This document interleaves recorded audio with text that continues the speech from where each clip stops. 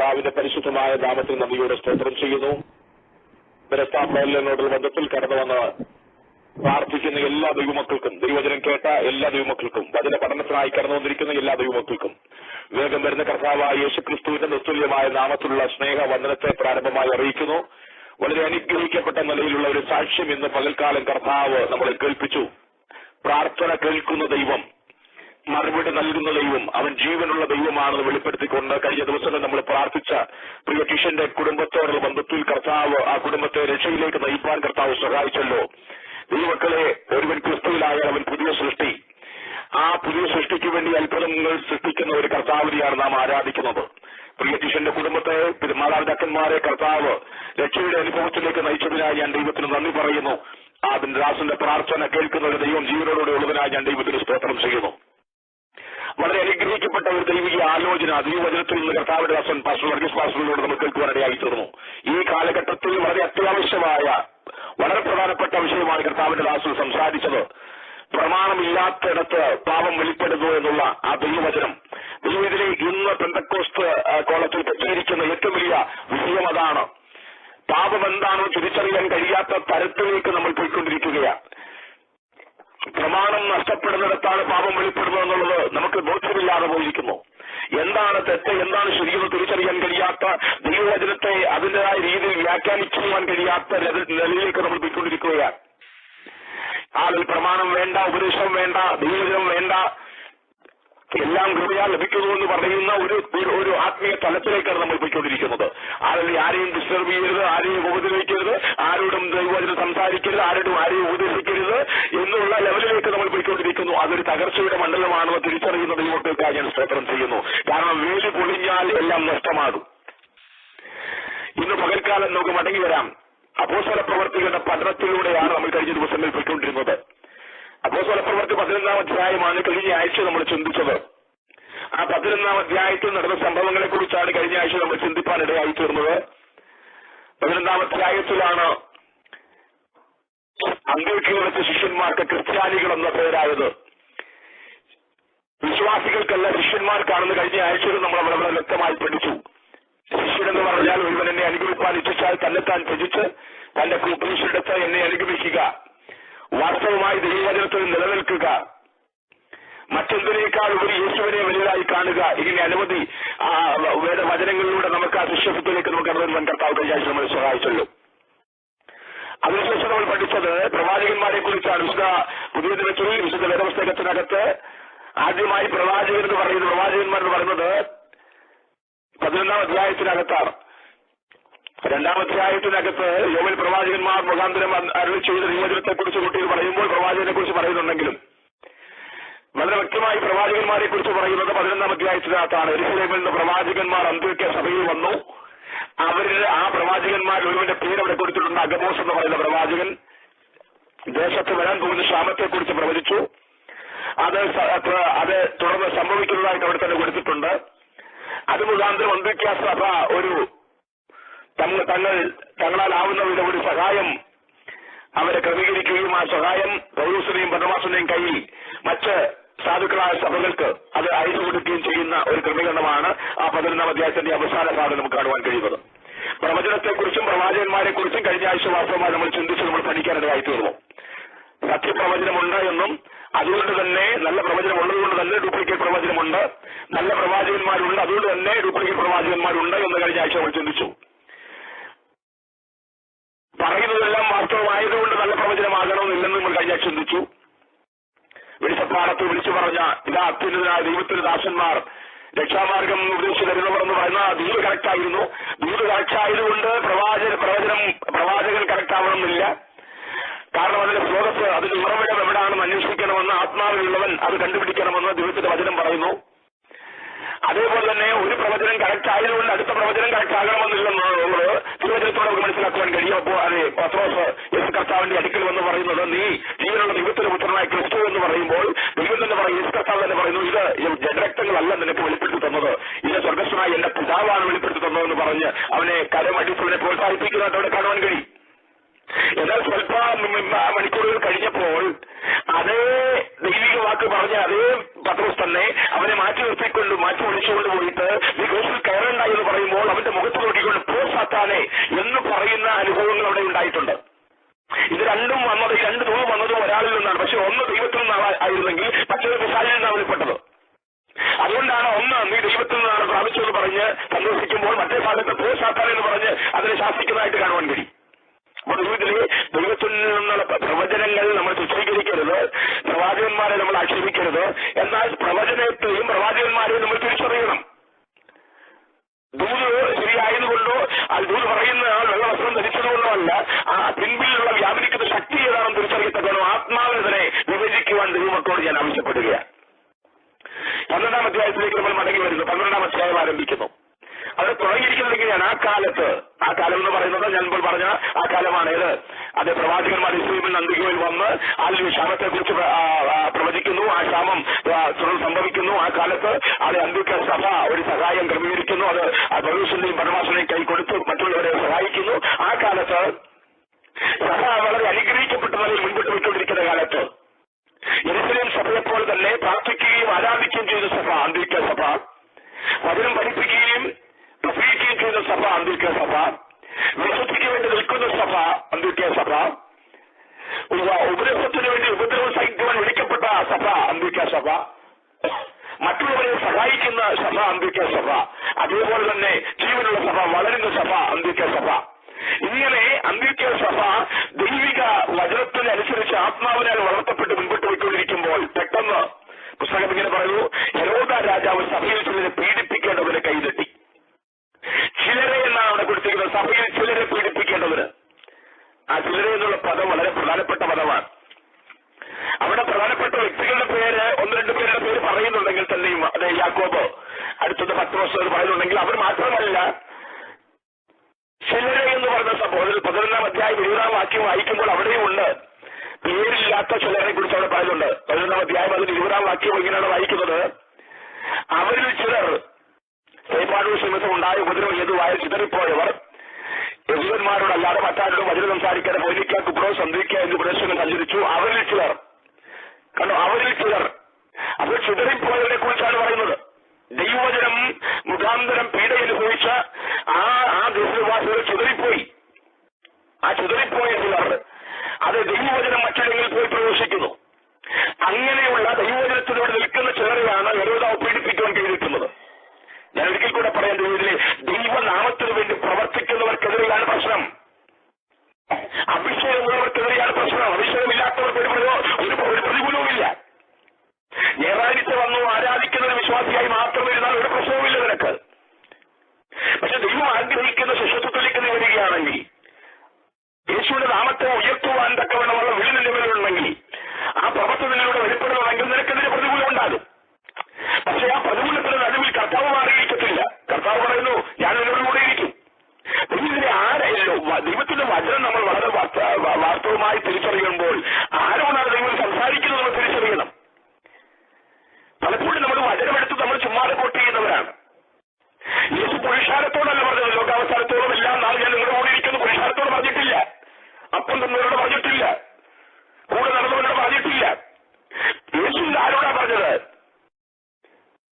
തന്നിൽ വിശ്വസിച്ച് താൻ വിളിച്ചപ്പോൾ സകലതും വിട്ട് അവനെ അനുഗമിച്ച് അവനോടുകൂടെ ഇരുന്ന് വചനം പഠിച്ച് വചനത്തിൽ നിലനിൽക്കുന്നത് ബോധ്യമായപ്പോൾ അധികാരം കൊടുത്ത് മറ്റുള്ളവരുടെ കയച്ച ശിഷ്യന്മാരോടാണ് പറഞ്ഞത്, ഞാൻ ലോകാവസാനത്തോളം എല്ലാം നാളും നിങ്ങളുടെ കൂടെ ഇരിക്കും.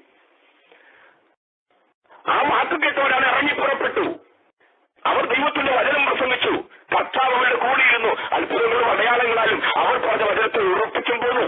അപ്പോൾ ശ്രദ്ധിക്കണം, വിശ്വാസ സമൂഹത്തോടല്ല പറഞ്ഞത് ഞാൻ കൂടെ ഇരിക്കാമെന്ന്. ദൈവത്തിന് വേണ്ടി നിൽക്കുന്നവരോടാ പറയുന്നത്. വാസ്തവമായി വചനത്തിൽ നിൽക്കുന്നവരോടാ പറയുന്നത്. ശിഷ്യന്മാരോടാ പറയുന്നത്. ത്യജിച്ചവരോടാ പറയുന്നത്. ക്രൂശെടുത്തവരോടാ പറയുന്നത്. അനുഗമിച്ചവരോടാ പറയുന്നത്. കർത്താവ് കൂടിയിരിക്കാമെന്ന് ലോകാവസാനത്തോളം. അപ്പൊ ദൈവമക്കൾ തിരിച്ചറിയണം, വചനം വ്യക്തമായിട്ട് എടുക്കരുത്. കർത്താവ് കൂടെ ഉണ്ടോന്ന് ഊഹിച്ചുകൊണ്ടോ നടക്കരുത്. അപ്പൊ ഇവിടെ നമ്മൾ മനസ്സിലാക്കുമ്പോൾ ഈ ചിലരെ പീഡിപ്പിക്കുവാൻ ഹെരോദാവ് കൈനീട്ടുകയാണ്. നമുക്കറിയാം ദൈവത്തിലെ ഹെരോദാവ് കൈനീട്ടി അടുത്ത വാക്യം യാക്കോബിനെ അവൻ വാളുകൊണ്ട് കൊന്നു. അപ്പോൾ സഭയുടെ ലീഡർഷിപ്പിനെ തകർക്കുന്ന ഒരു ശക്തിയെ കുറിച്ചാണ് അവിടെ കൊടുത്തിരിക്കുന്നത്. അതുകൊണ്ട് തന്നെയാണ് കഴിഞ്ഞ ആഴ്ച ഞാൻ പറഞ്ഞത്, സഭയുടെ ലീഡർഷിപ്പിന് വേണ്ടി ദൈവമക്കൾ പ്രാർത്ഥിക്കണം. സഭയുടെ ഒരു ചുമതലയാണ് സഭയുടെ മുൻപിൽ നിൽക്കുവാൻ ദൈവം അയച്ചിരിക്കുന്നവർക്ക് വേണ്ടി പ്രാർത്ഥിക്കുക എന്നുള്ളത്. ഇന്ന് നമുക്ക് പറ്റുന്ന കുഴപ്പം, സഭയുടെ മുൻപിൽ നിൽക്കുന്ന ലീഡർഷിപ്പിന് വേണ്ടി പ്രാർത്ഥിക്കുവാൻ നമുക്ക് സമയമില്ല. അതുകൊണ്ട് തന്നെ ലീഡർഷിപ്പ് തകർന്നുകൊണ്ടിരിക്കുന്നു. എന്നാൽ സഭാ നേതൃത്വത്തിന് വേണ്ടി ദൈവസഭ പ്രാർത്ഥിക്കണമെന്നുള്ളതാണ് 12-ാം അധ്യായം വെളിപ്പെടുത്തുന്ന കാര്യം. ഇവിടെ ഹെരോദാവ് എന്ന് പറയുന്നത് ഒരു സ്ഥാനപ്പേരാണ്. ഹെരോദാവുമാരുടെ കഥയൊക്കെ നമ്മൾ പഠിച്ചാൽ ആ സ്ഥാനത്തിൽ ഉണ്ടായിരുന്നവരൊക്കെ ദുഷ്ടന്മാരായ രാജാക്കന്മാരായിരുന്നു. പ്രത്യേകിച്ച് ദൈവജനത്തിനെതിരെ വളരെ പ്രതികൂലമായി നിന്ന രാജാക്കന്മാരായിരുന്നു. അഗ്രിപ്പ ഒന്നാമനാണ് ഈ പറഞ്ഞ രാജാവ് ഇവിടെ പറഞ്ഞിരിക്കുന്ന ഹെരോദാവ് എന്ന് പറയുന്ന അഗ്രിപ്പ ഒന്നാമനെ കുറിച്ചാണ് പറയുന്നത്. നമുക്കറിയാം, മഹാനായ ഹെരോദാവ് എന്ന് പറയുന്ന ആളാണ് യേശുക്രിസ്തുവിന്റെ കാലത്ത് കുഞ്ഞുങ്ങളെ കൊല്ലിച്ചവൻ. ഹെരോദ അന്തിപ്പാസ് എന്ന് പറയുന്ന ആളാണ് യോഹന്നാൻ സ്നാപകന്റെ തല കൊഴിച്ചവൻ. ഈ പറഞ്ഞ ഹെരോദ അന്തിപ്പാസിന്റെ യോഹന്നാൻ സ്നാപകന്റെ തല കൊഴിച്ച ആളിന്റെ അനന്തരവനാണ് ഈ പറഞ്ഞ അഗ്രിപ്പ ഒന്നാമൻ. ഇപ്പോഴത്തെ ഈ പറഞ്ഞ യാക്കോബിനെ കൊല്ലുവാൻ പ്രേരണ കൊടുത്ത അതിന് നിയമനം കൊടുത്ത ഹെരോദാവ് എന്ന് പറയുന്നത്. എന്നാൽ എന്നെ ചിന്തിപ്പിച്ചൊരു വിഷയത്തിലേക്ക് ഞാൻ വരാൻ പോവുക. ഇവിടെ ഹെരോദാവ് എന്ന് പറയുന്ന ആ അധികാരി തുടർമാനമായിട്ട് ദൈവസഭയെ മുടിച്ചുകൊണ്ടിരിക്കുകയാണ്. ഇത് യേശുക്രിസ്തുവിന്റെ കാലത്ത് ആരംഭിച്ചതാണ്. ഇതിന്റെ തുടക്കം ഹെരോദാവ് കല്ലുതുള്ളിയത് എവിടെയാണെന്നുള്ളത് നമ്മൾ ചിന്തിക്കണം.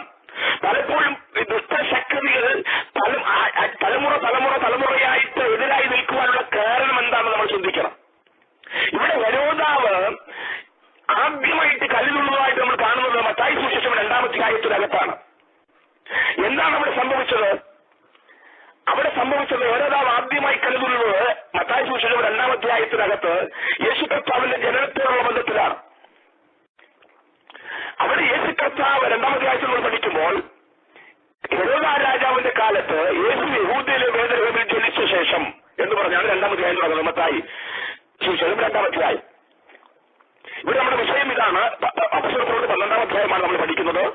ആ 12-ാം അധ്യായത്തിനകത്ത് ഹെരോദാവ് ആ കാലത്ത് സഭയിൽ ചിലരെ പീഡിപ്പിക്കുവാൻ കൈനീട്ടി. യോഹന്നാന്റെ സഹോദരനായി യാക്കോബിനെ പിടിച്ചുകൊണ്ടുവന്ന് വാൾ കൊണ്ട് വെട്ടിക്കൊന്നു. അടുത്ത കൊല്ലുവാൻ വേണ്ടി പത്രോസിനെ പിടിച്ച് തടവിലാക്കി. ഈ സംഭവമാണ് 12-ാം അധ്യായത്തിനകത്തെ വിഷയം.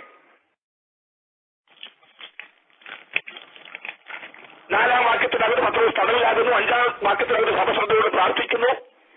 തുടർന്നുള്ള വിടുതലാണ് 12-ാം അധ്യായത്തിൽ കൊടുത്തിരിക്കുന്നത്. പക്ഷേ നമ്മുടെ വിഷയത്തിലേക്ക് വരുമ്പോൾ ഈ ഹെരോദാവുമാർ, ഞാൻ പറഞ്ഞല്ലോ, മഹാനായ ഹെരോദാവ് കുഞ്ഞുങ്ങളെ കൊല്ലിച്ചവൻ. ഹെരോദാവ് അന്തിപ്പാസ് യോഹന്നാൻ സ്നാപകന്റെ തല കൊഴിച്ചവൻ. ഇവിടെ അഗ്രിപ്പ ഒന്നാമൻ ഹെരോദാവ് യാക്കോബിനെ കൊന്നു, പത്രോസിനെ തടവിലാക്കിയവൻ. ഈ ഹെരോദാവുമാര് കല്ലുതുള്ളി നിൽക്കുവാനുള്ള കാരണം എന്താണ്? ഹെരോദാവ് പ്രകോപനായി മാറുവാനുള്ള കാരണം എന്താണ്? പലപ്പോഴും ഈ ദുഷ്ടശക്തികൾ നമുക്കെതിരെ എഴുന്നേൽക്കുന്നതിന് പിന്നിലുള്ള കാരണം നമുക്ക് മനസ്സിലാകുന്നില്ല. ദൈവത്തിൽ നമ്മളത് തിരിച്ചറിയണം. അതിനുള്ള കാരണം എന്താണ് നമ്മൾ തിരിച്ചറിയണം.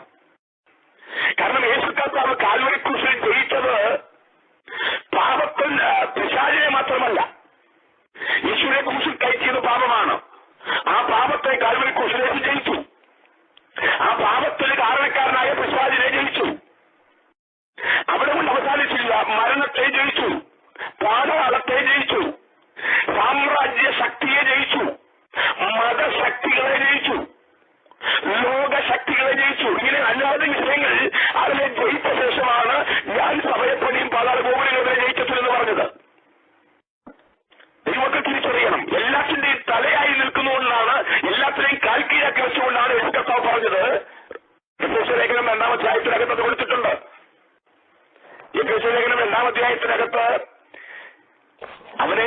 അവരെ പരിശുദ്ധാത്മാവ് മരിച്ചുകൊണ്ട് ഉയർപ്പിക്കുകയും സ്വർഗത്തിൽ തന്നെ വലതുഭാഗത്ത് എല്ലാ വാഴ്ചകൾക്കും അധികാരത്തിനും ശക്തിക്കും കർത്തൃത്വത്തിനും ഈ ലോകത്തിൽ മാത്രമല്ല വരുവാനുള്ളതിനും വിളിക്കപ്പെടുന്ന സകല നാമത്തിനും അത്യന്തം മീതെ ഇരുത്തുകയും സർവവും അവന്റെ കാൽക്കീഴാക്കി വെച്ച് അവനെ സർവത്തിനും മീതെ തലയാക്കി എല്ലാറ്റിലും എല്ലാം നിറയ്ക്കുന്നവരുടെ നിറവായിരിക്കുന്നവരുടെ ശരീരമാകുന്ന സഭയ്ക്ക് കൊടുക്കുകയും ചെയ്തിരിക്കുന്നു. അപ്പൊ നിങ്ങളിലെ സഭയുടെ തല ക്രിസ്തു. അവൻ ഇരിക്കുന്ന ഇരിപ്പിടത്തിൽ അവന്റെ കാൽ ആരുടെയൊക്കെ മേലാണ് ചവിട്ടി നിൽക്കുന്നറിയാമോ? ഈ ലോകത്തുള്ള എല്ലാ ശക്തികളെയും ചവിട്ടിക്കൊണ്ടാണ് അവന്റെ കാലിരിക്കുന്നത്. അവന്റെ സിംഹാസനത്തിന്റെ കീഴിലാണ് ബാക്കി സകല ശക്തികളും. ആ ശക്തികളെ കുറിച്ചാണ് ഞാൻ പറഞ്ഞത്. എവിടെ വെച്ചാണ് അവർ ഈ ശക്തികളെ കാൽക്കീഴാക്കി വെച്ചത്? കാൽവരി ക്രൂസിൽ വെച്ചാണ്. പാപശക്തികളെ കാൽക്കീഴാക്കി, അതിന്റെ പിന്നിൽ പ്രവർത്തിക്കുന്ന സാത്താന്യ ശക്തികളെ കാൽക്കീഴാക്കി, അതിന്റെ പാപം മുഖാന്തരം വെളിപ്പെട്ട മരണത്തെയോ പാതാളത്തെയോ അവൻ കാൽക്കീഴാക്കി. മതശക്തികളെ, യഹൂദ ശക്തികളെ അവൻ കാൽക്കീഴാക്കി, സാമ്രാജ്യ ശക്തികളെ അവൻ കാൽക്കീഴാക്കി, ലോകശക്തികളെ അവൻ കാൽക്കീഴാക്കി. ദൈവമക്കൾ മനസ്സിലാക്കണം, ഇതിനെയെല്ലാം ജയിച്ച ഒരു ക്രിസ്തുവിനെയാണ് ഞാൻ ആരാധിക്കുന്നത്. ഇതിനെയെല്ലാം ജയിച്ച ഒരു ക്രിസ്തുവിന്റെ സഭയിലാണ് ഞാൻ ആയിരിക്കുന്നത്. ആ തലയാകുന്ന ആ ക്രിസ്തുവാണ് പറയുന്നത്, ഞാൻ നിന്നെ പണിയും, പാതാള ഗോപുര ശക്തികൾ നിന്നെ ജയിക്കുകയില്ല. പോരാട്ടമുണ്ട്, പക്ഷെ ജയിക്കത്തില്ല. പ്രതികൂലമുണ്ട്, പക്ഷെ നിന്നെ വാഴത്തില്ല. കാരണം ഇതിനെ ചവിട്ടി നിൽക്കുന്ന ഒരു കർത്താവിനെയാണ് ഞാൻ നിങ്ങളും ആരാധിക്കുന്നത്. അത് തിരിച്ചറിഞ്ഞുകൊണ്ട് വേണം ദൈവമക്കളെ നിങ്ങൾ ദൈവസഭയിൽ, ഞാൻ നിങ്ങൾ ദൈവസഭയിലായിരിക്കുവാൻ. ഇവിടെ ഹെരോദാവ് കല്ലുകൊള്ളുവാനുള്ള കാരണം എന്താ? പലപ്പോഴും നമ്മൾ ഹെരോദാവുമാര് കല്ലുകൊള്ളാനുള്ള കാരണം നമ്മൾ കണ്ടെത്തുമ്പോൾ മറ്റു പലതുമാണ് നമ്മൾ പറയുന്നത്. ദൈവമക്കൾ നമ്മൾ തിരിച്ചറിയണം, ഇവിടെ ഹെരോദാവ് കല്ലുകൊള്ളുവാനുള്ള കാരണം കുഞ്ഞുങ്ങളെ തകർത്തു. ദൈവത്തെ ആരാധിക്കുവാൻ വേണ്ടി മുൻപിൽ വരേണ്ട തലമുറകളെ അവരുടെ ചെറുപ്രായത്തിൽ തന്നെ തകർക്കുന്നു ഹെരോദാവുമാര്. ഇന്നും അത് സംഭവിച്ചുകൊണ്ടിരിക്കുന്നു. ദൈവത്തെ ആരാധിക്കേണ്ടവരുടെ തലമുറകൾ തകർന്നു പോകാൻ കാരണക്കാരാണ്. അഭിഷേകത്തിന് ശക്തി വെളിപ്പെടുത്തിയ യോഹന്നാൻ ശ്രാവകനെ പോലുള്ളവരുടെ തല കൊഴിക്കുവാൻ കാരണക്കാരാണ്. സഭയുടെ മുൻപിൽ നിന്ന് നയിക്കുവാൻ ദൈവം തെരഞ്ഞെടുത്ത യാക്കോബിനെ വെട്ടിക്കൊല്ലിക്കുവാൻ കാരണക്കാരാണ്. പത്രോസിനെ പോലെയുള്ളവർ തടവിലാക്കപ്പെടുവാൻ കാരണക്കാരാണ്. ദൈവമക്കൾ തിരിച്ചറിയണം. എന്താ കാരണമെന്ന് നമ്മൾ ചിന്തിക്കാൻ പോയാൽ മത്തായി സുവിശേഷം 2-ാം അധ്യായത്തിനകത്തൂടെ വളരെ ശ്രദ്ധിക്കണമേ. യേശു ജനിക്കുന്നു. ഈ വിഷയം ബേത്ലഹേമിലെ ജനനം വിദ്വാൻമാരെ ദൈവം അറിയിക്കുന്നു. അതൊരു നക്ഷത്രത്തിലൂടെയാണ് വെളിപ്പെടുത്തിയത്. നക്ഷത്രം വിദ്വാൻമാരോട് പറയുന്നു, ബേത്ലഹേമിൽ രാജാവ് ജനിച്ചിരിക്കുന്നു. ആ രാജാവിനെ കാണുവാൻ പുറപ്പെടുവാനുള്ള ആഹ്വാന പ്രകാരം വിദ്വാൻമാർ പൊന്നും മൂരും കുന്തിരിക്കവും എടുത്തു അവനെ ആരാധിക്കുവാൻ പുറപ്പെടുകയാണ്. ആരാധനയിലേക്ക് നയിക്കുന്നത്, ജനിച്ച രാജാവിലേക്ക് നയിക്കുന്നത്, അല്ലെങ്കിൽ യേശുവിലേക്ക് നയിക്കുന്നത് നക്ഷത്രമാണ്. ശ്രദ്ധിക്കണം. നക്ഷത്രം കണ്ടുകൊണ്ട് നക്ഷത്രം അവരെ നടത്തുകയാണ്. എങ്ങോട്ട്? ആരാധ്യനായ യേശുവിനെ ആരാധിക്കുവാൻ, രാജാവായി പിറന്ന യേശുവിനെ ആരാധിക്കുവാൻ. ഇറങ്ങിയവൻ എങ്ങനെ ഇറങ്ങിയത്? വില പിടിപ്പുള്ളവരത്തോണ്ട് ഇറങ്ങിയത്, വില കൊടുത്ത് ആരാധിക്കാൻ ഇറങ്ങി. നമ്മുടെ പിതാക്കന്മാർ ആരാധിക്കുവാൻ ഇറങ്ങിയത് എങ്ങനെയാ? വില കൊടുത്ത് ആരാധിക്കാനാണ് അവരിറങ്ങിയത്. പൊന്നും മൂടും നക്ഷത്രവും പൊന്നും മൂടും കുന്തിരിക്കവും എടുത്ത് അവർ ആരാധിക്കുവാൻ ഇറങ്ങുകയാ. ദൈവമേ ശ്രദ്ധിക്കണമേ, ഞാൻ പറയാൻ പോകുന്നത് ഹെരോദാവ് കല്ലിൽ കൊള്ളാനുള്ള കാരണം, നമ്മുടെ തലമുറ നഷ്ടപ്പെടാനുള്ള കാരണം, ദൈവത്തിന്റെ പ്രമാണം ഉയർത്തിയവർ തകരാനുള്ള കാരണം, സഭയുടെ മുൻപിൽ നിൽക്കുന്നവർ പീഡിപ്പിക്കപ്പെടാനുള്ള കാരണം എന്താണെന്നുള്ളതാണ് പറയാൻ പോകുന്നത്. ഒരു കാലത്ത് വില കൊടുത്ത് ദൈവത്തെ ആരാധിക്കാൻ ഇറങ്ങി പൊന്നും മൂരും കുന്തിരിക്കവും എടുത്ത് നക്ഷത്രം കാണിക്കുന്ന വഴിയിലൂടെ ആരാധനയ്ക്ക് മുൻപോട്ട് പോയവർ ആദ്യത്തെ യാത്ര നല്ല യാത്രയായിരുന്നു. വിലപിടിപ്പുള്ളത് അവർക്കുള്ളതെല്ലാം കൊടുത്ത്, അവർക്ക് വിലപിടിപ്പുള്ളതെല്ലാം കർത്താവിന് കൊടുക്കത്തക്കവണ്ണം ആരാധിക്കാൻ കടന്നു പോകുക. ആരാണ് നയിക്കുന്നത്? നക്ഷത്രം. നക്ഷത്രം മുൻപോട്ട് പോകുമ്പോൾ അവർ മുൻപോട്ട് പോകുക. എങ്ങോട്ട്? ബേത്ലഹേമിൽ ജനിച്ചിരിക്കുന്ന രാജാവായി പിറന്ന യേശുവിനെ ആരാധിക്കുവാൻ. ഇന്ന് നക്ഷത്രത്തെ അനുഗമിച്ച് കുറെ മുൻപോട്ട് പോയി, വിലപിടിപ്പുള്ളത് കൊടുത്ത് ദൈവത്തെ ആരാധിക്കാൻ മുൻപോട്ട് പോയി നമ്മുടെ മാതാപിതാക്കന്മാർ. അങ്ങനെ മുൻപോട്ട് പോയി. പക്ഷേ സ്വല്പം മുൻപോട്ട് പോയി കഴിഞ്ഞപ്പോ നക്ഷത്രത്തിൽ നിന്ന് കണ്ണുമാറി സൈഡിലുള്ള കൊട്ടാരത്തിലേക്ക് കണ്ടുപോയി. രാജാവായി പിറന്ന യേശുവിനെ ചൂണ്ടിക്കാണിച്ചു കൊടുക്കുന്ന നക്ഷത്രത്തെ മാറ്റി നിർത്തിക്കൊണ്ട് രാജകൊട്ടാരത്തിലേക്ക് കയറി. ആര്? വിലപിടിപ്പുള്ളത് കൊടുത്ത് ദൈവത്തെ ആരാധിക്കാൻ ഒരു കാലത്ത് ഇറങ്ങിയവർ. മനസ്സിലാകുന്നവർക്കായി സ്തോത്രം. അവർ രാജകൊട്ടാരത്തിൽ കയറിയിട്ട് ചോദിക്കുന്നൊരു ചോദ്യമുണ്ട്. യഹൂദന്മാരുടെ രാജാവായി പിറന്നവൻ എവിടെ? ഞങ്ങൾ അവന്റെ നക്ഷത്രം കിഴക്ക് കണ്ടു, അവനെ നമസ്കരിക്കാൻ വന്നിരിക്കുന്നു എന്ന് പറഞ്ഞു. ഹെരോദ രാജാവ് അത് കേട്ടിട്ട് അവനും യെരൂശലേമും ഒക്കെയും പരിഭ്രമിച്ചു. ദൈവം ഇതിനെ ശ്രദ്ധിക്കണമേ. ശാന്തനായി നിന്നിരുന്ന ഹെരോദാവിനെ കലിതുള്ളിപ്പിക്കുവാൻ, തലമുറകളെ തകർക്കുവാൻ അവനെ പ്രേരിപ്പിച്ചത് ആരാണ്? മനസ്സിലാക്കണം. നമ്മുടെ തലമുറ നഷ്ടപ്പെടുവാൻ കാരണക്കാരാരാണ്? വില കൊടുത്ത് ആരാധിക്കാൻ ഒരു കാലത്ത് ഇറങ്ങിയവരുടെ അവിശ്വാസമാണ് അവരുടെ ഹെരോദാവുമാർ കലിതുള്ളി നിൽക്കുവാൻ കാരണം, തലമുറ തകരുവാൻ കാരണം. പറയത്ത മറ്റാരുമല്ല, അവരുടെ ഒരു കാലത്ത് വില കൊടുത്ത് ദൈവത്തെ ആരാധിക്കാൻ ഇറങ്ങിയവർ, അവരുടെ നക്ഷത്രത്തെ അനുഗമിച്ചവർ കൊട്ടാരത്തിലേക്ക് പോയതാണ് കാരണം. എന്ന് പറഞ്ഞാൽ ഒറ്റ വാക്കിൽ പറഞ്ഞാൽ വില കൊടുത്ത് ആരാധിക്കാൻ ഇറങ്ങിയവരുടെ അവിശ്വാസമാണ് തലമുറകൾ തകരുവാൻ കാരണം. ഹെരോദാവുമാർ കലിതുള്ളി നിൽക്കുവാൻ കാരണം വില കൊടുത്ത് ഒരു കാലത്ത് ദൈവത്തെ ആരാധിക്കാൻ ഇറങ്ങിയവരുടെ അവിശ്വാസം. നക്ഷത്രം ദൈവത്തെ കാണിച്ചു തരുവാൻ മുൻപിൽ നിൽക്കുമ്പോൾ, മുൻപോട്ട് നമ്മളെ കൊണ്ടുപോകുമ്പോൾ നക്ഷത്രത്തെ മറന്നുകൊണ്ട് കൊട്ടാരത്തിൽ കയറി രാജാവായി പിറന്ന കർത്താവിനെ കാണിച്ചു തരണമെന്ന് കൊട്ടാരത്തിലുള്ളവരുടെ പറഞ്ഞെങ്കിൽ അവിടെയാണ് പ്രശ്നം ആരംഭിച്ചത്. ദൈവത്തിലെ പരിശുദ്ധാത്മാവിനെ വിട്ട് ദൈവസഭ സമ്പത്തിന്റെ പുറകെ എന്നുപോയി, ഭൗതികത്തിന്റെ പുറകെ എന്നുപോയി. അന്ന് മുതൽ തലമുറ തകരാൻ തുടങ്ങി. ഹെരോദാവ് കലിതുള്ളാൻ തുടങ്ങി. അവർ തലമുറകളെ തകർക്കാൻ തുടങ്ങി.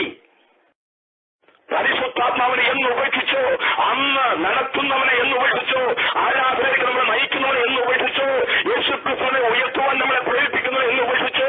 അന്ന് പോയി നമ്മുടെ കയ്യിൽ നിന്ന്.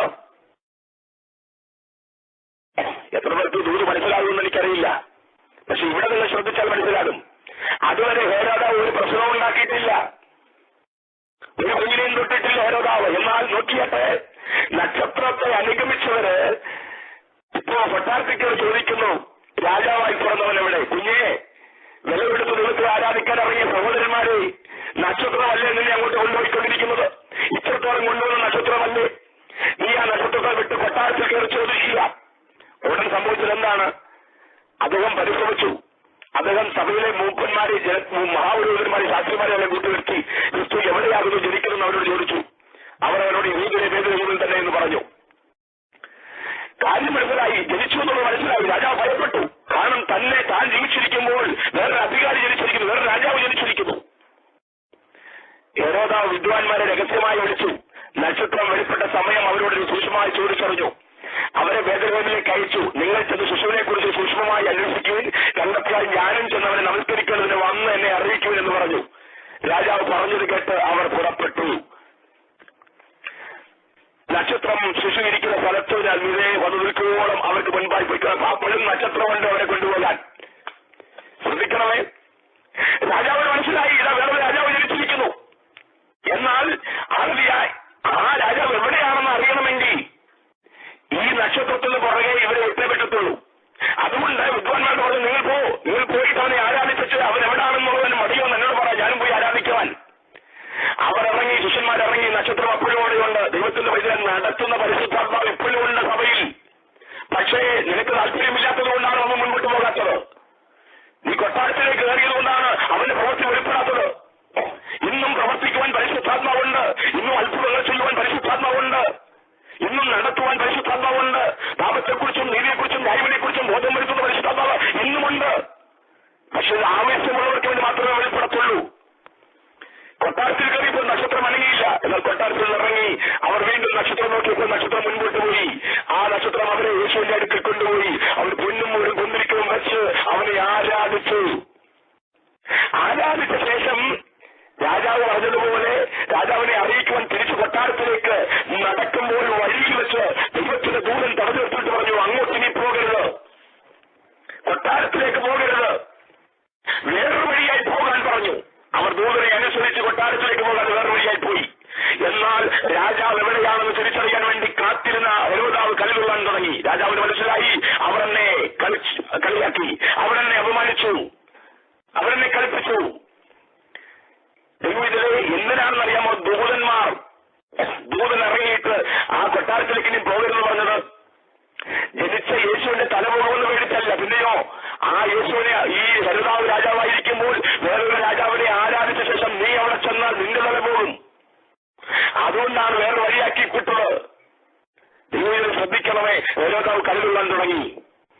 ഹെരോദാവ് ആ ജനിച്ച സമയം തിരിപ്പറഞ്ഞുകൊണ്ട് പറഞ്ഞു, ആദ്യം ഈ 5 വയസ്സിന് താഴെയുള്ള എല്ലാ കുഞ്ഞുങ്ങളും യഹൂദന്റെ കുഞ്ഞുങ്ങളും തകരണം.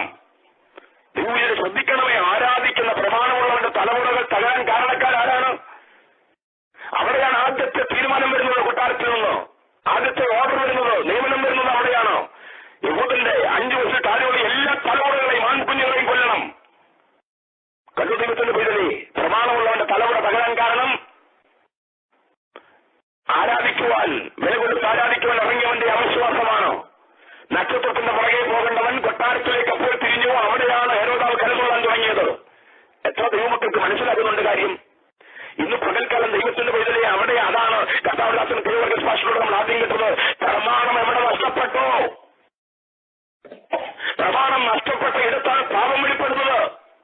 ഉപദേശം എവിടെ നിന്ന് പോയോ അവിടെയെല്ലാം പാപം വെളിപ്പെടുകയാണ്.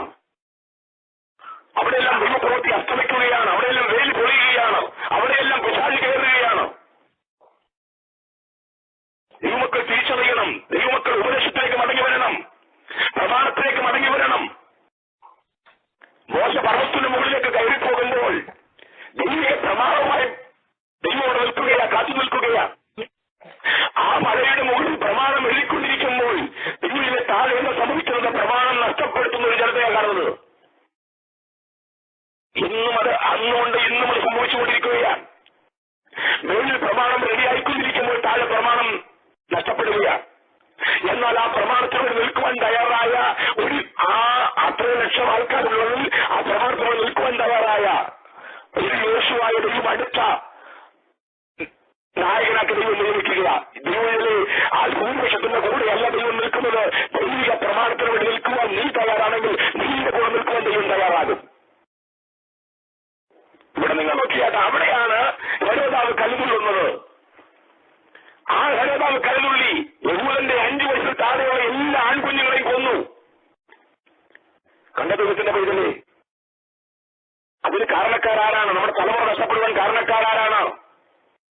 ഹെരോദാവിനെ ഈ പരുവത്തിലേക്ക് കൊണ്ടുവന്നത് ആരാണ്? നമ്മുടെ തലമുറയ്ക്കെതിരെ തിരിയുവാൻ പ്രേരിപ്പിച്ചതാരാണ്? ദൈവം വെളിപ്പെടുത്തിയ, നക്ഷത്രം വെളിപ്പെടുത്തിയ ആ യേശുവിനെ ആരാധിക്കുവാൻ നക്ഷത്രം മുൻപോട്ട് നിന്ന് നയിക്കുമ്പോൾ ആ നക്ഷത്രത്തെ മറന്നുകൊണ്ട് നീ കൊട്ടാരത്തിലേക്ക് കയറിയതല്ലേ? ഈ പുതുമരത്തിന് കാരണം അവർക്കും സാക്ഷ്യം പറയാൻ കഴിയും. ഞങ്ങൾ വില കൊടുത്തു ദൈവത്തെ ആരാധിക്കാൻ ഇറങ്ങിയവരാണ്. ശരിയാണ്, പൊന്നും മൂലും കുന്തിരിക്കവും കൊടുത്ത് ദൈവത്തെ ആരാധിക്കാൻ ഇറങ്ങിയതാണ്. നക്ഷത്രം ഞങ്ങൾക്ക് വെളിപ്പെടുത്തിയിരുന്നത് സത്യമാണ്. നക്ഷത്രമാണ് ഞങ്ങൾ നയിച്ചത് സത്യമാണ്. എന്നാൽ അവരുടെ ആ വില കൊടുത്ത് ആരാധിക്കുവാൻ ഇറങ്ങിയ ദൈവജനം മുൻപോട്ട് പോയ കാലയളവിൽ എവിടെയോ വെച്ച് അവർ നക്ഷത്രത്തെ മറന്നു, നടത്തിയവനെ മറന്നു, കൊട്ടാരത്തിലേക്ക് കയറി. പെന്തക്കോസ് പരിശുദ്ധാത്മാവിനാൽ നയിക്കപ്പെട്ട പെന്തക്കോസ് അതിൽ വില കൊടുത്ത് കഷ്ടത അനുഭവിച്ച്, ത്യാഗം അനുഭവിച്ച്, നിന്ന അനുഭവിച്ച് പ്രതികൂലങ്ങളിലൂടെ മുൻപോട്ട് പോയ പെന്തക്കോസ് അതിൽ എവിടെയോ വെച്ച് അതിൽ നടത്തിയ പരിശുദ്ധാത്മാവിനെ മറന്ന് കൊട്ടാരത്തിലേക്ക് കയറി. അവിടെയാണ് അതിൽ ഈ ആരാധിക്കാൻ ഇറങ്ങിയുള്ള തലമുറകൾ തകരുവാൻ കാരണക്കാരായി മാറിയത്. ഇതിന് അങ്ങനെ മഹാനായ ഹെരോദാവിന്റെ കാലത്താണ് കുഞ്ഞുങ്ങൾ തകർക്കപ്പെട്ടു. അടുത്ത ഹെരോദാവ് വന്നു, അന്തിപ്പാസ്. അദ്ദേഹമാണ് യോഹന്നാൻ സ്നാപകന്റെ തല ഒഴിച്ചത്. പ്രമാണത്തിന് വേണ്ടി നിന്നവനെ, ഉപദേശത്തിന് വേണ്ടി നിന്നവനെ. ശ്രദ്ധിക്കണം, മുഖം നോക്കാതെ ദൈവിക ദൂതറിയിച്ചവനെ. ഇന്നും അന്നും അത് തന്നെയാണ്. പ്രമാണത്തിന് വേണ്ടി നിൽക്കുന്നവനെ മുഖം നോക്കാതെ ദൈവത്തിന്റെ ദൂതറിയിക്കുന്നവർ തകർക്കപ്പെടുകയാണ്. അതെന്താ കാരണം? നോക്കിയേട്ട പട്ടാളക്കാരോട് പറയുന്നു, നിങ്ങൾ അതിക്രമം ചെയ്യരുത്. ധനം പിരിക്കുന്നവരെ, പണം പിരിക്കുന്നവർ പറഞ്ഞ് നിങ്ങൾ അധികമായി പിരിക്കരുത്. കണക്കാർ പറഞ്ഞു 2 1 മറ്റുള്ളവരെ കൊടുക്കണം. എല്ലാ തരത്തിലുള്ള ആളുകളോടും മുഖം നോക്കാൻ ദൂത് പറയുന്ന ഒരു ദൈവത്തിന്റെ ദാസൻ യോഹന്നാൻ സ്നാപകൻ. കൊട്ടാരത്തിലെ പാപത്തെ വെളിപ്പെടുത്തിയവൻ യോഹന്നാൻ സ്നാപകൻ. ദൈവിക പ്രമാണത്തിന് വേണ്ടി ഉറച്ചു നിന്നവൻ. ആലയത്തിനകത്ത് ജനിച്ചു വളർന്ന ആലയത്തിനകത്ത് നിൽക്കേണ്ടവൻ. എന്നാൽ ആലയത്തിൽ നിൽക്കാതെ മരുഭൂമിയിൽ ഒട്ടക രോഗം ധരിച്ചുകൊണ്ട് കാട്ടുതലും വധിച്ചുകൊണ്ട് ദൈവത്തിന്റെ നാമത്തെ ഉയർത്തി ദൈവത്തിന്റെ വരവിന് മുന്നോടിയായി വെളിപ്പെട്ടവൻ യോഹന്നാൻ സ്നാപകൻ. അവന്റെ തല കൊഴിച്ചത് ഹെരോദ് അന്തിപ്പാസാണ്. വലിയ ഹെരോദാവ് കുഞ്ഞുങ്ങളെ കൊല്ലിച്ചെങ്കിൽ ഇതാ പ്രമാണത്തിൽ നിൽക്കുന്ന യോഹന്നാൻ സ്നാപകനെ തകർത്തു ഹെരോദ് അന്തിപ്പാസ്.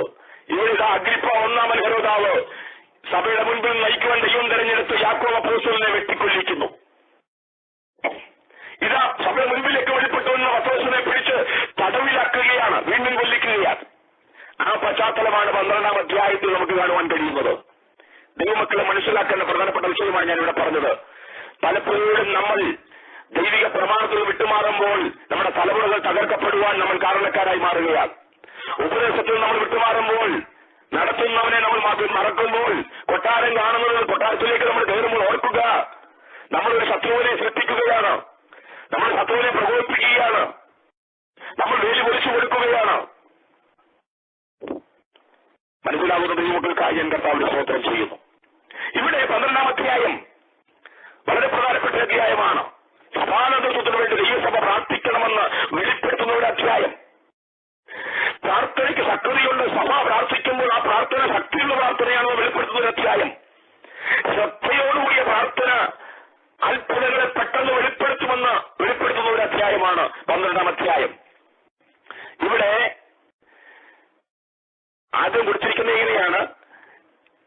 ഈ യാക്കോബിനെ വെട്ടിക്കൊല്ലിച്ചത് പലർക്കും ഇഷ്ടമായി എന്ന് അവിടെ കൊടുത്തിട്ടുണ്ട്. ആ ഇഷ്ടമായത് അക്കാലത്ത് ഹെരോദ രാജാവ് ചിലരെ പീഡിപ്പിക്കേണ്ടത് കഴിഞ്ഞിട്ട് യോഹന്നാന്റെ സഹോദരനായ യാക്കോബിനെ അവൻ വാളുകൊണ്ട് കൊന്നു. അത് യഹൂദന്മാർക്ക് പ്രസാദമായി എന്ന് കണ്ട് അവൻ പത്രോസിനെയും പിടിച്ചു. അപ്പോൾ പുളിപ്പില്ലാത്ത അപ്പത്തിന്റെ പെരുന്നാളായിരുന്നു. അവനെ പിടിച്ചിട്ട് പെസഹ കഴിഞ്ഞിട്ട് ജനത്തിന് മുമ്പ് നിർത്തുവാൻ ഭാവിച്ച് തടവിലാക്കി അവനെ കാക്കുവാൻ 4 സേവകരുള്ള 4 കൂട്ടത്തെ ഏൽപ്പിച്ചു. ഇങ്ങനെ പത്രോസ് തടവിൽ സൂക്ഷിച്ചു വരുമ്പോൾ സഭ ശ്രദ്ധയോടെ അവന് വേണ്ടി ദൈവത്തോടെ പ്രാർത്ഥന കഴിച്ചു പോന്നു. ശ്രദ്ധിക്കണമേ, യഹൂദ മതവികാരത്തെ ചൂഷണം ചെയ്യുകയാണ് ഇവിടെ. ഒരു ജാതീയനായിരുന്ന തന്റെ പിതാവിന്റെ കാലത്ത് യഹൂദ മതത്തിൽ ചേർന്നവനാണ് ഈ അഗ്രിപ്പ ഒന്നാമൻ. ആ തന്റെ സ്ഥാനം യഹൂദ മതത്തിൽ ഉറപ്പിക്കാൻ വേണ്ടിയാണ് അദ്ദേഹം ഈ പരിപാടികൾ ചെയ്തുകൊണ്ടിരിക്കുന്നത്. അങ്ങനെ അപ്പോസ്തലന്മാരിൽ ആദ്യത്തെ രക്തസാക്ഷിയായി മാറുകയാണ് യാക്കോബ്. ഇവിടെ നമുക്കൊരു ചോദ്യം ഉയരാൻ സാധ്യതയുണ്ട്. യാക്കോബിനെ അല്ലെങ്കിൽ സഭയുടെ മുൻപിൽ നിന്ന് ദൈവത്തിന്റെ ദാസനെ വാളുകൊണ്ട് വെട്ടിക്കുന്നു. എന്താ ദൈവം യാക്കോബിനെ വിടുവിക്കാഞ്ഞത്? എന്തുകൊണ്ട് ഇങ്ങനെ സംഭവിച്ചു? ഇങ്ങനെയുള്ള അനർത്ഥങ്ങൾ എന്തുകൊണ്ട് സംഭവിക്കുന്നു? കാരണം 9-ാം അധ്യായം പഠിച്ചപ്പോൾ പത്രോസ് തബീത എന്ന് പറയുന്ന ഒരു മരിച്ച സ്ത്രീയെ ഉയർപ്പിക്കുന്നവരെ കാണാൻ കഴിയും. എന്നാൽ 7-ാം അധ്യായത്തിൽ സേവാനത്ത് കല്ലേറുകൊണ്ട് രക്തസാക്ഷിയായിത്തീരുന്നു. ഒരു ഭാഗത്ത് ദൈവദാസന്മാർ തകർക്കപ്പെടുന്നു, മറുഭാഗത്ത് ദൈവദാസന്മാരാൽ മറ്റുള്ളവർ ഉയർക്കപ്പെടുന്നു. ഇതിൽ ചോദ്യം ചെയ്യുവാൻ നമുക്ക് യാതൊരു അവകാശവുമില്ല. സേവാനുസരി എന്തുകൊണ്ട് ദൈവം ഇങ്ങനെ രക്തസാക്ഷിയാവാൻ വിട്ടു? യാക്കോബിനെ എന്തുകൊണ്ട് വാളുകൊണ്ട് വെട്ടിക്കൊല്ലുവാൻ ദൈവം അനുവദിച്ചു? അതേ ദൈവം തന്നെ എന്നെ മരിച്ചവരെ ഉയർപ്പിച്ചത്? ഇങ്ങനെയുള്ള വിഷയങ്ങൾ ചോദ്യം ചെയ്യുവാൻ നമുക്ക് അനുവാദമില്ല. ഒരിക്കൽ മരണവും ന്യായവും ദൈവം നിയമിച്ചു വെച്ചിരിക്കുന്നു. മരണത്തെക്കുറിച്ച് ചോദ്യം ചെയ്യുവാൻ നമുക്ക് ആർക്കും ഒരു അനുവാദവുമില്ല. എങ്ങനെ മരിക്കണമെന്നും ഏത് വിധാനത്തിൽ മരിക്കണമെന്നും ഏത് പ്രായത്തിൽ മരിക്കണമെന്നും ഏത് വിധത്തിൽ മരിക്കണമെന്നും ഒക്കെ ദൈവം നിശ്ചയിച്ചു വെച്ചിരിക്കുന്ന കാര്യമാണ്. പലപ്പോഴും നമ്മൾ പല മരണങ്ങളെയും നമ്മൾ വിധിക്കാറുണ്ട്. ദൈവം ഇതിലേത് തെറ്റാണ്. നല്ല മരണങ്ങളായിട്ട് പലതിനെയും നമ്മൾ പറയാറുണ്ട്. പല മരണങ്ങളും നല്ല മരണങ്ങളാണെന്നും പല മരണങ്ങളും നല്ല മരണങ്ങളല്ലെന്നും നമ്മൾ വിധിക്കാറുണ്ട്. പക്ഷെ ഇതിനൊന്നും വിധിക്കുവാൻ വിശുദ്ധ വേദപുസ്തക വചനപ്രകാരം നമുക്ക് യോഗ്യതയില്ല, അനുവാദമില്ല. കാരണം മരണം നിയമിച്ചു വെച്ചിരിക്കുന്നത് ദൈവമാണെന്ന് പുസ്തകം പറയുന്നു. യേശു കർത്താവ് മരിച്ചത് തന്നെ 33 വയസ്സിലാണ്. യേശു കർത്താവ് മരിച്ചത് തന്നെ കാൽവരി ക്രൂശിലാണ്. ക്രൂശി മരണമാണ് മരിച്ചത്. പത്രോസ് മരിച്ചത് ക്രൂശിലാണ്. യാക്കോബ് മരിച്ചത് വാളുകൊണ്ടാണ്. സൈഫാനോസ് മരിച്ചത് കല്ലേറുകൊണ്ടാണ്. തോമസ് മരിച്ചത് കുന്തം കൊണ്ടാണ്, കുത്തുകൊണ്ടാണ്. അപ്പോ ഇതിലെ ക്രിസ്തുവിനാണോ വിഷയമല്ല, മരിച്ചാൽ ജീവിക്കുവാൻ എങ്ങനെ മരിക്കുന്നുള്ള വിഷയമല്ല, ഏത് സമയത്ത് മരിക്കുമെന്നുള്ള വിഷയമല്ല. കാരണം മരണത്തെയും കാൽവരിക്രൂശിൽ യേശുക്രിസ്തു ജയിച്ചതുകൊണ്ട് ഞാനും നിങ്ങൾ മരണത്തെ ജയിച്ചവരാണ്. ക്രിസ്തുവിലുള്ളവൻ മരണത്തെ ജയിച്ചവരാണ്. അതുകൊണ്ട് മരണത്തെ സംബന്ധിച്ചിടത്തോളം വിധിക്കുവാൻ നമുക്കാർക്കും അനുവാദമില്ല. പല രീതിയിലുള്ള മരണങ്ങൾ ഇന്ന് നമ്മുടെ ഇടയിൽ നടന്നുകൊണ്ടിരിക്കുകയാണ്. നമുക്കറിയാം. ആ മരണത്തെ ചെറുപ്രായത്തിൽ മരിക്കുന്നവരുണ്ട്, ആക്സിഡന്റിൽ മരിക്കുന്നവരുണ്ട്, അല്ലെങ്കിൽ ആ രോഗം വന്ന് മരിക്കുന്നവരുണ്ട്. അത് എങ്ങനെ മരിച്ചാലും അവൻ ക്രിസ്തുവിലാണോ? അതാണ് വിഷയം. ക്രിസ്തുവിലാണോ?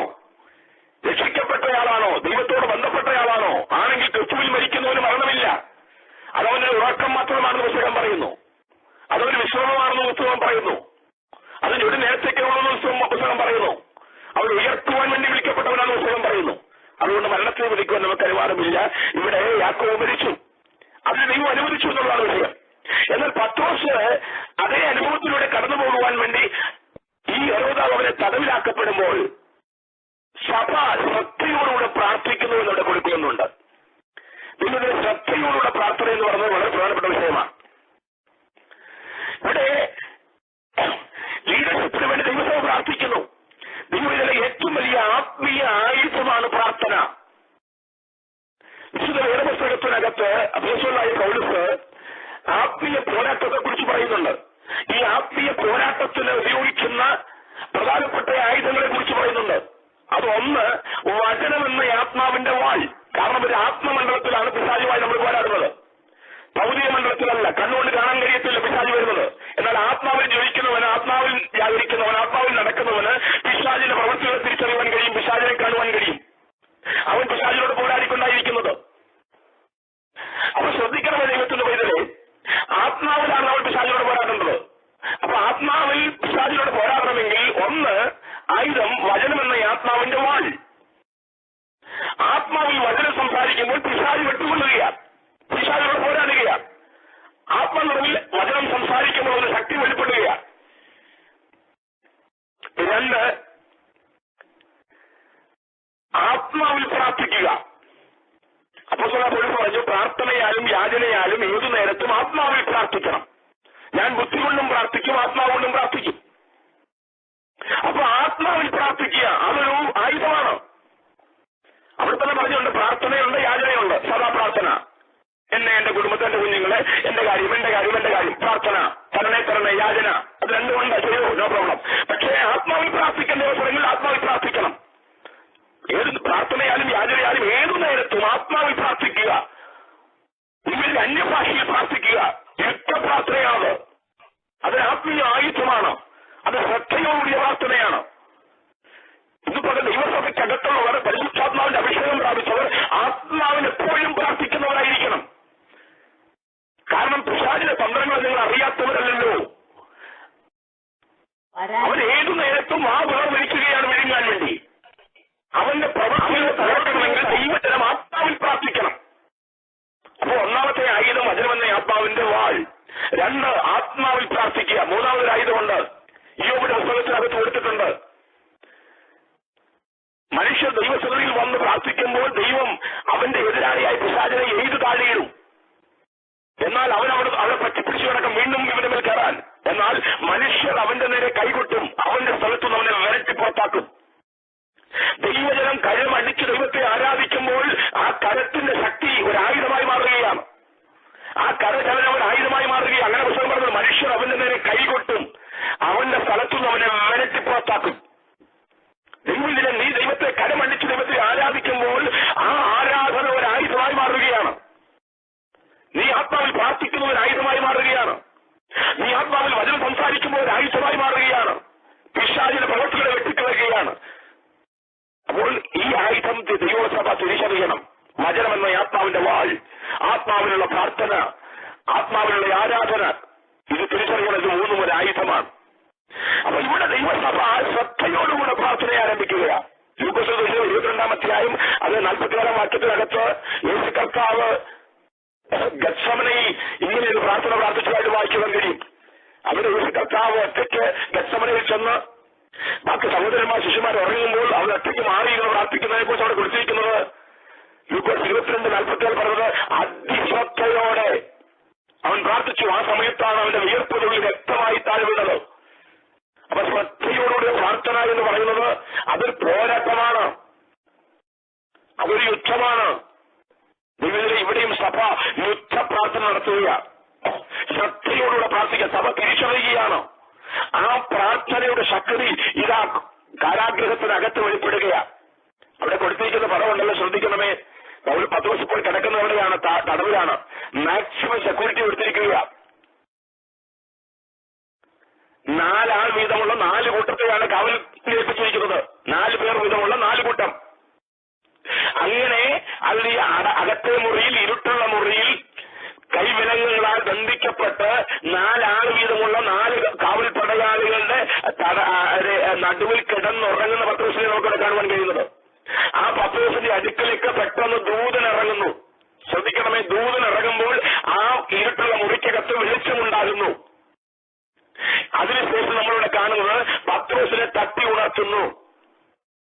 പത്രോസ് ആ സമയത്ത് ഉറങ്ങുകയാണ്. പത്രോസിനെ തട്ടി ഉണർത്തുമ്പോൾ പത്രോസ് എഴുന്നേൽക്കുന്നു. ഞാൻ നിങ്ങളോട് ചോദിക്കട്ടെ, പത്രോസെ, നീ എന്തുകൊണ്ട് എഴുന്നേൽക്കണം? നിന്നെ തട്ടി ഉണർത്തുമ്പോൾ നീ എന്തുകൊണ്ട് എഴുന്നേൽക്കണം? ഇന്ന് പകൽക്കാലം എന്നെ കേൾക്കുന്ന ദൈവമക്കളെ, ഏതെങ്കിലും രീതിയിൽ തടവിലാക്കപ്പെട്ടവരാണോ നിങ്ങൾ? ശത്രു നിങ്ങളെ തടവിലാക്കിയിട്ടുണ്ടോ? ഏതെങ്കിലും രീതിയിൽ നിങ്ങളെ ബന്ധിച്ചിട്ടുണ്ടോ? ഉണ്ടെങ്കിൽ ഇന്ന് പകൽക്കാലം ദൈവത്തിന്റെ ശബ്ദമാണ് നിന്നെ തട്ടി ഉണർത്തുന്നത്. എഴുന്നേൽക്ക്. നീ അവിടെ കിടന്ന് അവസാനിക്കേണ്ടവനല്ല. നീ എഴുന്നേൽക്ക്, പുറത്തുക. എന്തുകൊണ്ട് നീ എഴുന്നേൽക്കണം? പത്രോസിനോട് നമുക്ക് ചോദിക്കാം, എന്തുകൊണ്ട് പത്രോസെ നീ എഴുന്നേൽക്കണം? പത്രോസ് ചോദിക്കാം. അതിലെ പത്രോസിനെ എഴുന്നേൽക്കാൻ പറഞ്ഞ് ദൂരം തട്ടുമ്പോൾ, വിലാപ്പെട്ട് തട്ടുമ്പോൾ ആളിയ തിരിച്ച് പത്രോസിനെ ചോദിക്കാം, ഞാൻ എന്തുകൊണ്ട് എഴുന്നേൽക്കണം? തിരിച്ചു പറയാൻ നമുക്ക് 1-2 കാര്യങ്ങളുണ്ട്. അത് പറഞ്ഞ് ഞാൻ അവസാനിപ്പിക്കാം. ശ്രദ്ധിക്കണമെന്ന് ചോദിച്ചതിലെ പത്രോസ് നീ എഴുന്നേൽക്കണമെന്ന് ഒന്നാമത്തെ കാരണം, നീ മരിക്കാതിരിക്കുവാൻ കാരണം ഉണ്ട്. കാരണം യാക്കോബിനെ വെട്ടിക്കൊന്നു, നീ കണ്ടതാണ്. അത് യഹൂദന്മാർക്ക് പ്രസാദമായി എന്ന് കണ്ടപ്പോഴാണ് പത്രോസിനെയും പിടിച്ചത്. എന്നാൽ എന്തുകൊണ്ടാണ് നിന്നെ വെട്ടിക്കൊല്ലഞ്ഞത്? അന്ന് പുളിപ്പില്ലാത്ത അപ്പത്തിന്റെ പെരുന്നാളായിരുന്നു എന്ന് പറഞ്ഞാൽ പെസഹ പെരുന്നാളായിരുന്നു. പെസഹ പെരുന്നാൾ ഇടയ്ക്ക് വന്നതുകൊണ്ടാണ് നീ ഇപ്പോഴും ജീവനോടുകൂടെ ഇരിക്കുന്നത്. ദൈവമക്കളെ മനസ്സിലാക്കണം. തടവിലാക്കപ്പെട്ടെങ്കിലും, കൊല്ലാൻ വിധിക്കപ്പെട്ടെങ്കിലും, മരണശിക്ഷയ്ക്ക് വിധി വന്നെങ്കിലും നീ ഇപ്പോഴും ജീവനോടിരിക്കാൻ കാരണം പത്രോസേ, ഇതിന്റെ ഇടയിൽ ഒരു പെസഹ വന്നു. ഒരു പെസഹ കുഞ്ഞാട് അറക്കപ്പെട്ടതിന്റെ ഓർമ്മ വന്നു. ഇന്ന് പകലെന്നെ കേൾക്കുന്ന ദൈവത്തിന്റെ പ്രജകൾ ഒരുപക്ഷെ പല രീതിയിൽ ബന്ധിക്കപ്പെട്ടവരായിരിക്കാം, തടവിലാക്കപ്പെട്ടവരായിരിക്കാം നമ്മളെല്ലാവരും. എന്നാൽ എന്തുകൊണ്ട് ദൈവവചനം കേൾക്കുമ്പോൾ ചാടി എഴുന്നേൽക്കണം? നിരാശ എന്തുകൊണ്ട് മാറണം? എന്താ കാര്യം? നീ ഇപ്പോഴും ജീവനോടിരിക്കാൻ കാരണം നിനക്ക് വേണ്ടി ഒരു കുഞ്ഞാട് അറക്കപ്പെട്ടു. അവനുള്ളതുകൊണ്ടാണ് നീ ഇപ്പോഴും ജീവനോടുകൂടി ഇരിക്കുന്നത്. നിന്നെ പിടിച്ച ദിവസം പെസഹായുടെ ദിവസം വെച്ചെന്ന് വന്നതുകൊണ്ടാണ് ആദ്യം നിന്നെ കൊല്ലാതിരുന്നത്. അപ്പോൾ നിന്റെ ജീവൻ ഇപ്പോഴും നിലനിൽക്കാൻ കാരണം ആദ്യം ഒരു പെസഹ കുഞ്ഞാട് അറക്കപ്പെട്ടത് എന്നാണ്. അതുകൊണ്ട് തന്നെ നീ അവിടെ കിടക്കരുത്, നീ എഴുന്നേൽക്കണം. ദൈവവിധലെ ദൈവമക്കൾ നിരാശപ്പെട്ട് കിടക്കുവാൻ ദൈവം ആഗ്രഹിക്കുന്നില്ല. ദൈവമക്കൾ തകർന്നു കിടക്കുവാൻ ദൈവം ആഗ്രഹിക്കുന്നില്ല. മരണഭയവരെ പിടിച്ച് ആ മരണത്തിൽ പേടിച്ച് കിടക്കുന്നത് ദൈവത്തിന് ഇഷ്ടമുള്ള കാര്യമല്ല. കാര്യം എന്താണ്? ആദ്യം നിനക്ക് വേണ്ടി അവൻ മരിച്ചത് കൊണ്ടാണ് നീ ഇപ്പോഴും ജീവനോടുകൂടി ഇരിക്കുന്നത്. ഒന്ന്, ഒരു പെസഹ വെളിപ്പെട്ടതുകൊണ്ട് പത്രോസേ നീ ഇപ്പോഴും ജീവനോടുകൂടി ഇരിക്കുന്നു. അതുകൊണ്ട് നീ അവിടെ കിടക്കരുത്. 2, നിന്റെ മേലൊരു വാഗ്ദത്തമുണ്ട്. നിന്റെ മേലൊരു വാഗ്ദത്തമുണ്ട്. എന്താണ് വാഗ്ദത്തം? യോഹന്നാന്റെ സുവിശേഷത്തിനകത്തുണ്ട്. 21-ാം അധ്യായം അതിന്റെ 18-ാം വാക്യത്തിനകത്ത് കൊടുത്തിട്ടുണ്ട്. എന്താണ്? ദൈവം യേശു കർത്താവ് അവരോടൊരു വാഗ്ദത്തം പറഞ്ഞിട്ടുണ്ട്. അവിടെ കൊടുത്തിരിക്കുന്ന വാഗ്ദത്തം ഇങ്ങനെയാണ്. യോഹന്നാന്റെ സുവിശേഷം 21-ാം അധ്യായം അതിന്റെ 18-ാം വാക്യം ഇങ്ങനെയാണ് കൊടുത്തിരിക്കുന്നത്. ആമേൻ, ഞാൻ നിന്നോട് പറയുന്നു, നീ യൗവനക്കാരനായിരുന്നപ്പോൾ നീ തന്നെ അരകെട്ടി ഇഷ്ടമുള്ളിടത്ത് നടന്നു. വയസ്സനായ ശേഷമോ നീ കൈനീട്ടുകയും മറ്റുള്ളവർ നിന്റെ അരകെട്ട് നിനക്ക് ഇഷ്ടമില്ലാത്തയിടത്ത് നിന്നെ കൊണ്ടുപോവുകയും ചെയ്യും എന്ന് പറഞ്ഞു. എന്ന് പറഞ്ഞാൽ ദൈവത്തില് ആദ്യം നിന്റെ മേലൊരു വാഗ്ദത്തം കിടപ്പുണ്ട്. ആ വാഗ്ദത്തം വെളിപ്പെടാതെ ആർക്കും നിന്നെ കൊല്ലാൻ കഴിയത്തില്ല. അതുകൊണ്ട് നീ അവിടെ കിടക്കേണ്ട കാര്യമില്ല, നീ എഴുന്നേൽക്ക്. ദൈവത്തില് നിന്നോട് നീ ഒരു വാഗ്ദത്തം പറഞ്ഞിട്ടുണ്ടെങ്കിൽ ആ വാഗ്ദത്തം നിറവേറുന്നതിന് മുൻപ് ഏത് പ്രതികൂല ശക്തികൾ നിന്നെ തകർക്കാൻ നോക്കിയാലും നിന്നെ ഇല്ലായ്മ ചെയ്യാൻ നോക്കിയാലും നടക്കത്തില്ല. കാര്യമെന്താണ്? ദൈവം ഒരു വാഗ്ദത്തം നിന്നോട് പറഞ്ഞിട്ടുണ്ടെങ്കിൽ അത് നിവർത്തിയായ ശേഷമേ അല്ലെങ്കിൽ നിനക്ക് ഇവിടുന്ന് മാറുവാൻ കഴിയത്തുള്ളൂ. അതുകൊണ്ട് തന്നെ അതിന് മുൻപ് ആരെങ്കിലും നിന്നെ തടവിലാക്കിയാൽ നീ നിരാശപ്പെട്ടവിടെ കിടക്കാതെ, മരണത്തെ പേടിച്ചവിടെ കിടക്കാതെ, നിന്നെ എഴുന്നേൽപ്പിക്കുമ്പോൾ നീ എഴുന്നേൽക്ക്. 1, നിനക്ക് വേണ്ടി ഒരു പെസഹ കുഞ്ഞാട് അറക്കപ്പെട്ടതുകൊണ്ട് യേശു ജീവിക്കുന്നതുകൊണ്ട് നീയും ജീവിക്കണം. 2, നിന്റെ മേലെ വാഗ്ദത്തമുള്ളതുകൊണ്ട് നീ ജീവിക്കണം, നീ എഴുന്നേൽക്കണം, നിരാശപ്പെട്ട് കിടക്കരുത്. 3, നിന്റെ മേലൊരു നിയോഗമുണ്ട്. അധ്യായം അതിൽ 17-ാം വാക്യത്തിൽ പറഞ്ഞുകൊണ്ട് എന്റെ ആടുകൾ നീ മേയിക്കുക. യേശു അവനോട് നീ ഇവരെക്കാൾ അധികമായി എന്നെ സ്നേഹിക്കുന്നുണ്ടോ എന്ന് ചോദിച്ചതിന് 4-ാമത്തെ ചോദ്യം വന്നപ്പോൾ അവൻ നിനക്കറിയാവുന്ന തിരിച്ചേൽപ്പിച്ചു കൊടുത്തവൻ പറഞ്ഞത് യെസ്, നീ എന്റെ ആടുകളെ മേയിക്കുന്നവനാകണം. ഭൂമിയിലെ നിനക്കൊരു നിയോഗം നിന്റെ മേലുണ്ടെങ്കിൽ നിന്നെ തകർക്കുവാൻ ആരെയും ദൈവം അനുവദിക്കത്തില്ല. എത്ര പേർക്ക് മനസ്സിലാകുന്നുണ്ട്? യേശു കർത്താവ് നിനക്ക് വേണ്ടി ജീവനോടുകൂടി ഉള്ളതുകൊണ്ട് നീ ഭാരപ്പെടണ്ട. നിന്നെ തകർക്കുവാൻ ആരെയും ദൈവം അനുവദിക്കത്തില്ല. നിന്റെ മേലൊരു വാഗ്ദത്തമുള്ളതുകൊണ്ട് നീ ഭാരപ്പെടണ്ട. നിന്നെ തകർക്കുവാൻ ദൈവം ആരെയും അനുവദിക്കത്തില്ല. നിന്റെ മേലൊരു നിയോഗമുള്ളതുകൊണ്ട് ആരെയും നിന്നെ തകർക്കുവാൻ ദൈവം ആരെയും അനുവദിക്കത്തില്ല. 4-ാമത്തെ ഒരു കാര്യം പറഞ്ഞ് അവസാനിപ്പിക്കാം. നിനക്ക് വേണ്ടി പ്രാർത്ഥിക്കുന്ന ഒരു സഭ പുറത്തുള്ളത് കൊണ്ട് നീ ഭാരപ്പെടണ്ട, ഭയപ്പെടണ്ട. നിന്നെ തകർക്കുവാൻ ദൈവം ആരെയും അനുവദിക്കത്തില്ല. ഇന്ന് പകൽക്കാലം എന്നെ കേൾക്കുന്ന 12-ാം അധ്യായത്തിനകത്ത് പത്രോസേ, ദൈവം വന്ന് നിന്നെ വിളിക്കുമ്പോൾ നീ എന്തുകൊണ്ട് എഴുന്നേൽക്കണം?